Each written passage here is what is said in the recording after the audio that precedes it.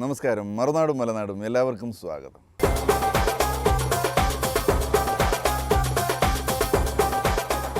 മറുനാടൻ മലയാളിയായ ഒരു നല്ല കലാകാരനെ പരിചയപ്പെടാം. നാട്ടിൽ നാടകം കളിച്ചുകൊണ്ട് നടക്കുകയായിരുന്നു. അപ്പോൾ വീട്ടുകാർ പറഞ്ഞു, നാടകം കളിച്ച് ജീവിതം നശിപ്പിക്കേണ്ട, മറുനാട്ടിലേക്ക് പോകാൻ. അങ്ങനെ അവരുടെ നിർബന്ധത്തിന് വഴങ്ങി നാടകവും മറ്റും ഉപേക്ഷിച്ച് ഷാർജയിലെത്തി.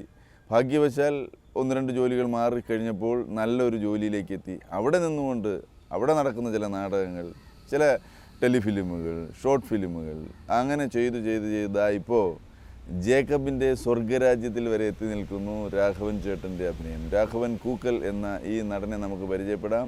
ഇതാ രാഘവൻ്റെ സ്വർഗരാജ്യം. എൻ്റെ ഉമ്മോ, ഇരിക്കാനും പറ്റില്ല, ഇറങ്ങാനും പറ്റില്ല, നടക്കാനും പറ്റില്ല. എന്ത് വണ്ടി ഇത് മാറ്റണം. എൻ്റെ പേര് രാഘവൻ കൂക്കൽ. ഞാൻ കാഞ്ഞങ്ങാട് അടുത്താണ്, കാസർഗോഡ് ജില്ലയിൽ കാഞ്ഞങ്ങാട് അടുത്ത് പനത്തടി എന്ന് പറയുന്ന സ്ഥലത്തു നിന്നാണ് വരുന്നത്. 32 വർഷമായി ഗൾഫിലെത്തിയിട്ട് ഷാർജയിൽ ഇവിടെ ഒരു ഫ്യൂൽ കമ്പനിയിൽ മാനേജറായിട്ട് വർക്ക് ചെയ്യുന്നു. ഇപ്പോൾ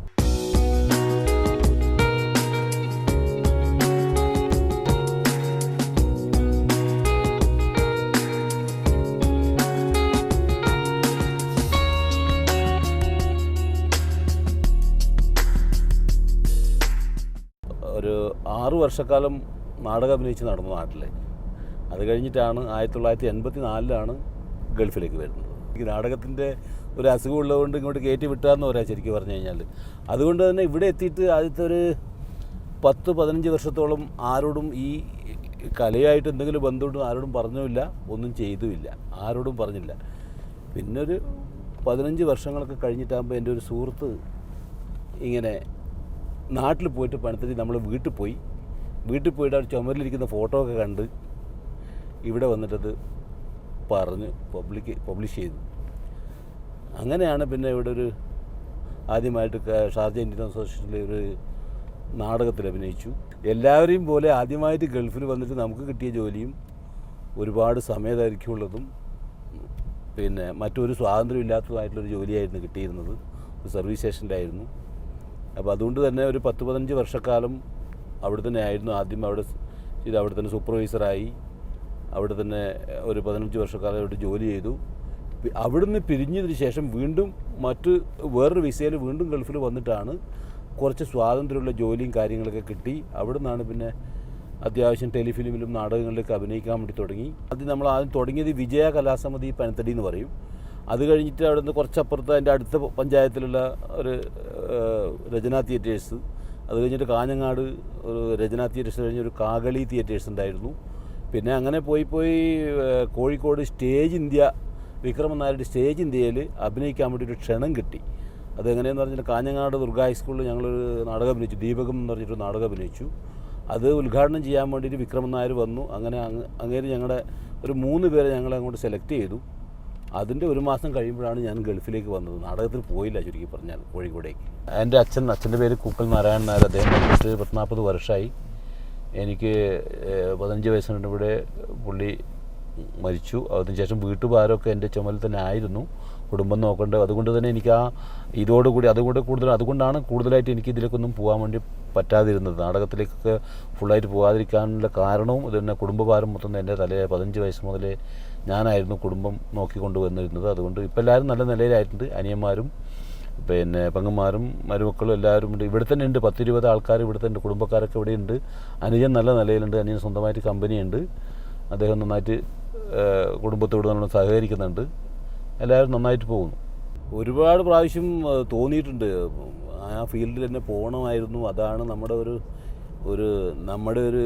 എന്താ പറയുക, നമ്മുടെ ഒരു വേദി അതാണെന്നൊക്കെ പല പ്രാവശ്യം തോന്നിയിട്ടുണ്ട്. പക്ഷേ നമുക്ക് നമ്മുടേതായ പ്രശ്നങ്ങളും കുടുംബഭാരവും ഒക്കെ ഉണ്ടല്ലോ. അതുകൊണ്ട് അതിനൊക്കെ അങ്ങനെ നിയന്ത്രിച്ച് നിർത്തി ഇവിടുത്തെ ജോലിക്ക് ബുദ്ധിമുട്ടില്ലാത്ത രീതിയിൽ വ്യാഴാഴ്ചകൾ, വെള്ളിയാഴ്ചകളിൽ, ചിലപ്പോൾ ശനിയാഴ്ചകളിലൊക്കെ ചെയ്യാൻ പറ്റുന്ന ചില കാര്യങ്ങൾ, ചില എന്തൊക്കെയാണോ അവസരങ്ങൾ നമുക്ക് വരുന്നത് അതുമാത്രം ഉപയോഗിച്ചുകൊണ്ടും ഒക്കെ ഇങ്ങനെ വന്ന് ആണ് ഇപ്പോൾ ഇവിടത്തേക്ക് എത്തിയിരിക്കുന്നത്. റമദാൻ ടൈമായിരുന്നു.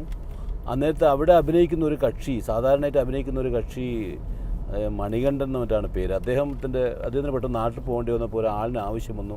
മാസ് എന്നുള്ളൊരു സംഘടനയാണ്, അസോസിയേഷൻ്റെ കീഴിലുള്ള മാസ് എന്നുള്ള സംഘടനയാണ്. അപ്പോൾ അതിലെൻ്റെ ഒരു സുഹൃത്തുണ്ട്, മാധവൻ നായർ എന്ന് പറഞ്ഞിട്ട്, നാട്ടുകാരൻ, കാഞ്ഞങ്ങാട് കാസർഗോഡുകാരനാണ്. അദ്ദേഹം ആണ് വീട്ടിൽ പോയിട്ട് എൻ്റെ ഫോട്ടോ കണ്ടുപിടിച്ച് വന്ന ആൾ.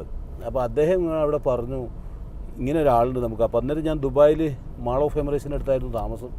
ഒരുപാട് പോകാനുണ്ട്. അപ്പോൾ നോമ്പായതുകൊണ്ട് ഡ്യൂട്ടി ടൈം കുറഞ്ഞ് നിൽക്കുന്നത് കൊണ്ടും എനിക്കങ്ങനെ അവർ വിളിച്ചപ്പോൾ അത്യാവശ്യമെന്ന് പറഞ്ഞപ്പോൾ പോയി ചെയ്തു കൊടുത്തു. അത് കണ്ടിട്ടാണ് പിന്നെ അവിടുന്ന് അതിനപ്പുറത്ത് വിളിച്ചു. അങ്ങനെ നമ്മുടെ തൃശ്ശൂർക്കാരനൊരു ജോസഫ് ചേറ്റുപുഴ ഉണ്ടായിരുന്നു, നമ്മുടെ CI പോളിൻ്റെയും TG രവിയുടെയൊക്കെ ഫ്രണ്ട്, അതേ ഇതിൽ വരുന്ന ഒരാളാണ് ജോസഫ് ചേറ്റുപുഴ. അപ്പോൾ അങ്ങേരൊരു നാടകത്തിലേക്ക്, അങ്ങേര് ഇവിടെ ദുബായിൽ സെറ്റിലായിട്ടുണ്ടായിരുന്നു ആ സമയത്ത്, അദ്ദേഹത്തിൻ്റെ നാടകത്തിലേക്ക് വിളിച്ചു.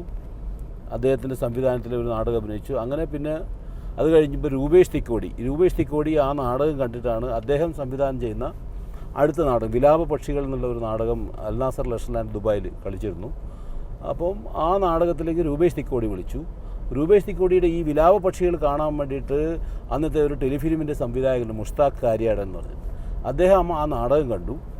അപ്പോൾ അദ്ദേഹം വീണ്ടും എടുക്കുന്ന ഒരു ടെലിഫിലിമായിരുന്നു ആർപ്പ്. അത് 2009 ഏഷ്യാനെറ്റ് പ്ലസിൽ തന്നെ ടെലികാസ്റ്റ് ചെയ്തിരുന്നു. ആർപ്പ് എന്നാണ് ഇതിൻ്റെ പേര്. അതിൽ ഞാൻ നല്ലൊരു റോൾ ചെയ്തിട്ടുണ്ട്. അങ്ങനെയാണ് പിന്നെ ആദ്യമായിട്ടുള്ള ടെലിഫിലിം അതായിരുന്നു.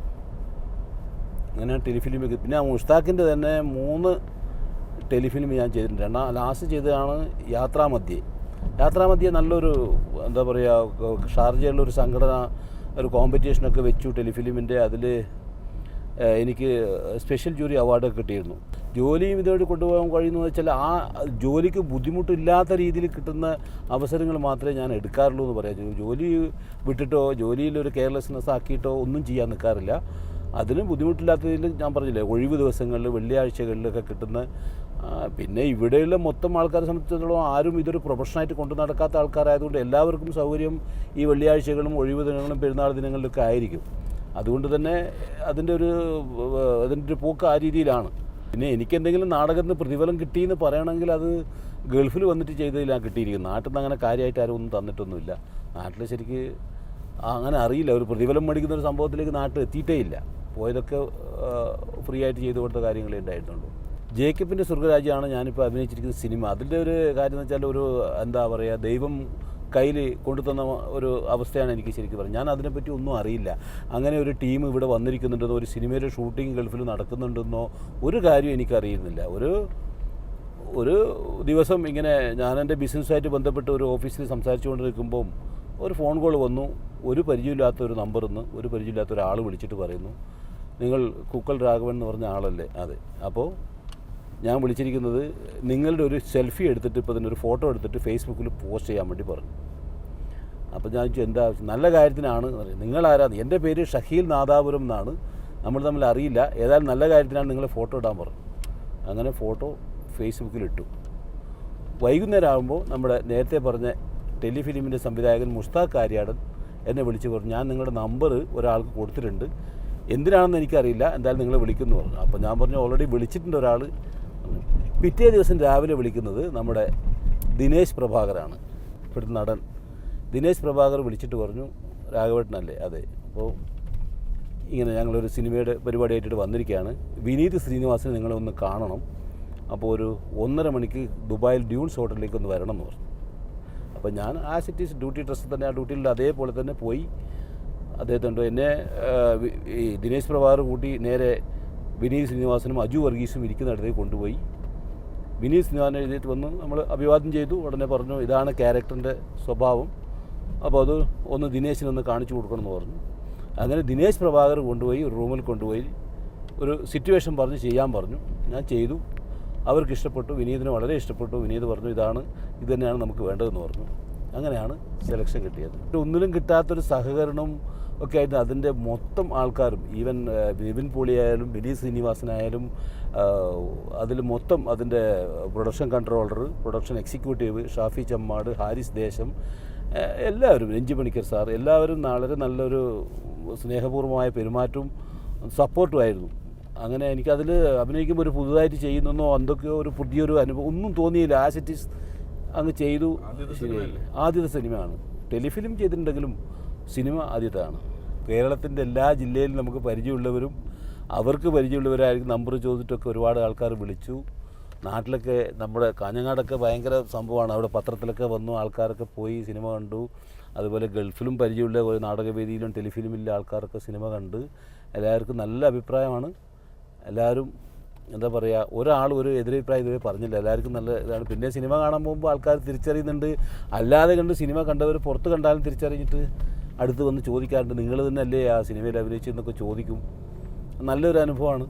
ഈ ഒരു കാര്യത്തിൽ എനിക്കൊരു നിരാശയും കാര്യങ്ങളും ഉണ്ടായിരുന്നുള്ളൂ. ബാക്കിയൊക്കെ ഞാൻ സാറ്റിസ്ഫൈഡ് ആണ്. തിരിഞ്ഞു നോക്കുമ്പോൾ ജീവിതത്തിൽ നിരാശയൊന്നുമില്ല. ഗൾഫിൽ വന്നതും കാര്യങ്ങളൊക്കെ നല്ലതായിട്ട് എനിക്ക് അർഹിക്കുന്നതിൻ്റെ അപ്പുറത്തേക്കൊക്കെ ഞാൻ എത്തിയിട്ടുണ്ടെന്ന് തോന്നൽ എനിക്ക് എത്തിയിട്ടുണ്ട്. അത്രയ്ക്കൊക്കെ നമ്മുടെ ഒരു റേഞ്ചുള്ളൂ. പക്ഷേ ഇപ്പം അതുമായി എന്താണ് എല്ലാവരുടെയും ഒരു ഈ രംഗത്തുള്ളവർക്ക് എല്ലാവർക്കും ഒരു ഡെസ്റ്റിനേഷൻ ഉണ്ടാവുമല്ലോ, അത് സിനിമ ആയിരിക്കുമല്ലോ. എനിക്കത് എന്താ പറയുക, ഒരു എക്സർസൈസും ചെയ്യാണ്ട് എനിക്ക് ദൈവം കയ്യിൽ കൊണ്ടുതന്ന മാതിരിയാണ്. അത്ര ഒരു ഭയങ്കര സന്തോഷത്തിലാണ് ഞാൻ ആ കാര്യത്തിൽ. എൻ്റെ ഭാര്യ ജയശ്രീ രാഘവൻ എന്ന് പറയും. പിന്നെ മക്കൾ, മൂത്ത ആൾ വിഷ്ണു കൂക്കൾ, ഇളയ ആൾ വിനായക് കൂക്കൾ. വിഷ്ണു ഇപ്പോൾ +2 കഴിഞ്ഞിട്ട് ചാർട്ടേഡ് അക്കൗണ്ടൻറ്റ് പ്രിപ്പയർ ചെയ്യുകയാണ്. മറ്റേ ആൾ വിനായക് കൂക്കൾ +2 പഠിച്ചുകൊണ്ടിരിക്കുകയാണ്. മംഗലാപുരത്താണ് രണ്ടുപേരും. വൈഫ് നാട്ടിലാണ്. ഇവിടെ ആയിരുന്നു എല്ലാവരും. മക്കളൊക്കെ പഠിച്ചത് ഇവിടെയായിരുന്നു. വൈഫ് ഇവിടെ ടീച്ചറായിരുന്നു. അപ്പോൾ ഇപ്പോൾ നാട്ടിൽ അമ്മയ്ക്കൊക്കെ ഇത്രയൊരു സഹായം ആവശ്യമുള്ളതുകൊണ്ട് വൈഫ് നാട്ടിൽ അമ്മേനെ പരിചരിച്ചുകൊണ്ട് നാട്ടിൽ നിൽക്കുകയാണ്. മക്കൾ അവിടെ തന്നെ മംഗലാപുരത്ത് തന്നെ നിന്ന് പഠിക്കുകയാണ്. പ്രവാസികൾക്കിടയിലുള്ള കലാകാരന്മാരെ ഉൾപ്പെടുത്തിക്കൊണ്ട് അവരുടെ ജീവിതമായിട്ട് ബന്ധപ്പെട്ട ഒരു ടെലി സീരിയൽ ഇവിടെ എടുക്കുന്നുണ്ടായിരുന്നു. ഒരു പോത്തൻസ് കോർണർ എന്നാണ് അതിൻ്റെ പേര്. അതിൽ വളരെ ശ്രദ്ധേയമായിട്ടൊരു വേഷം ഞാൻ ചെയ്തിട്ടുണ്ട്. അത് നന്നായി വരും എന്നാണ് വിശ്വാസം. നല്ലൊരു സ്റ്റോറിയാണ്, നല്ലൊരു പ്രൊജക്റ്റാണ് അത്. ആര് വിളിച്ചാലും സിനിമക്കാണ് വിളിക്കുന്നുണ്ടെങ്കിൽ അത് എൻ്റെ ഒരു ആഗ്രഹമാണ്. ഞാൻ പോകും എന്തായാലും. അതിനുള്ളൊരു സാഹചര്യം ഉണ്ടാക്കി എടുക്കാൻ പറ്റും എന്ന് തോന്നുന്നു. സിനിമ ചാൻസ് വന്നാൽ തീർച്ചയായിട്ടും പോകും. വിളിക്കണേ എന്ന് തന്നെയാണ് എൻ്റെ ആഗ്രഹം. ദൈവത്തോട് നന്ദി പറയുന്നു. എൻ്റെ കൂട്ടുകാരോടും ബന്ധുക്കളോടും കുടുംബത്തോടും എല്ലാവരുടെയും സഹകരണം ഉള്ളത് കൊണ്ട് മാത്രമാണ് നമുക്ക് ഇങ്ങനെയുള്ള കാര്യങ്ങളൊക്കെ ചെയ്യാൻ വേണ്ടി പറ്റുന്നത്. അതുകൊണ്ട് തന്നെ എല്ലാവരോടും നന്ദിയുണ്ട്. എല്ലാവരും ഒരുപാട് സഹായം കിട്ടിയിട്ടുണ്ട്. പലയിടത്തും പല സഹകരണം കിട്ടിയിട്ടുണ്ട്. കുടുംബക്കാരുടെ നിന്നും കൂട്ടുകാരുടെ അടുത്തുനിന്നും വീട്ടുകാരുടെ നിന്നും പറഞ്ഞ പോലെ എല്ലാവരുടെ നമ്മുടെ ബോസിൻ്റെ അടുത്തുനിന്നും എല്ലാവരുടെ അടുത്തുനിന്നുള്ള സഹകരണം ഉള്ളത് കൊണ്ടാണ് ഇത്രയൊക്കെ ചെയ്യാൻ വേണ്ടി പറ്റിയത്. ഇനി വന്നേ, ഇനി പറഞ്ഞ് ശരിയാടോ, ഈടുത്തെ ഫുഡ് കൊള്ളൂല. ഞാൻ ഇവിടുത്തെ ഷെഫിനെയൊക്കെ മാറ്റാൻ പോവാ. ഇനി നീ പുറത്തൊന്നും പോയി പറഞ്ഞേക്കല്ല ആരോട് കേട്ടോ. ശരി.